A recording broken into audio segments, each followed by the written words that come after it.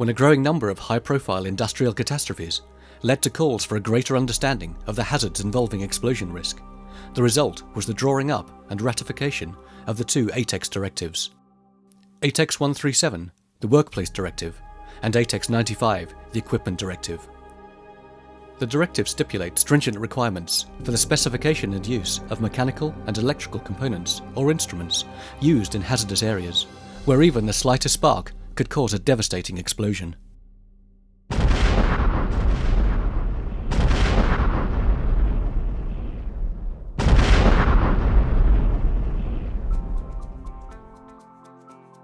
Atex 95 defines an explosive atmosphere as a mixture with air under atmospheric conditions of flammable substances in the form of gases, vapours, mists or dusts in which, after an ignition has occurred, combustion spreads to the entire unburned mixture.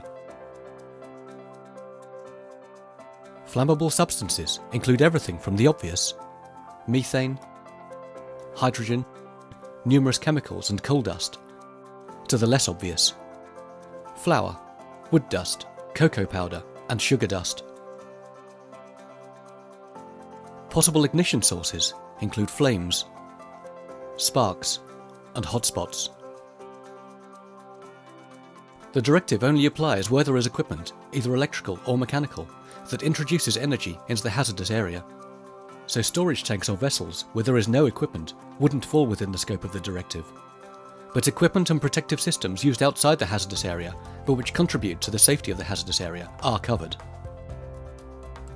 European classifications define different zones of risk, based on the period of time that a flammable atmosphere is present. Zone 0, Zone 1, and Zone 2 refer to flammable gases. Similar definitions apply for dust and are referred to as Zones 20, 21, and 22. Gases are categorized into groups according to the required ignition energy.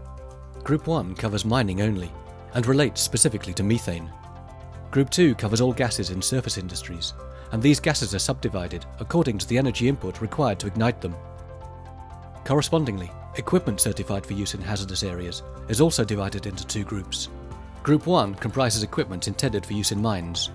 Group 2 comprises equipment intended for use in other hazardous environments. Group 2 equipment is further divided into three categories, corresponding to the zones of risk. Gases are further categorized into temperature classes, relating to the temperature at which auto-ignition will occur. Equipment is also given a temperature rating, relating to the maximum surface temperature of the surface that is likely to come into contact with a gas. Engineers must consider the temperature classes of both the gas and the equipment in specifying products for use in hazardous areas. Equipment for use in explosive atmospheres carries the EX certification, followed by a letter to indicate the protection method. For gases, there are a number of recognized types of protection for hazardous area electrical equipment, with each achieving its protection in a particular way, suiting it to use in particular zones. There are corresponding EX codes for types of protection for equipment used in dust hazard locations.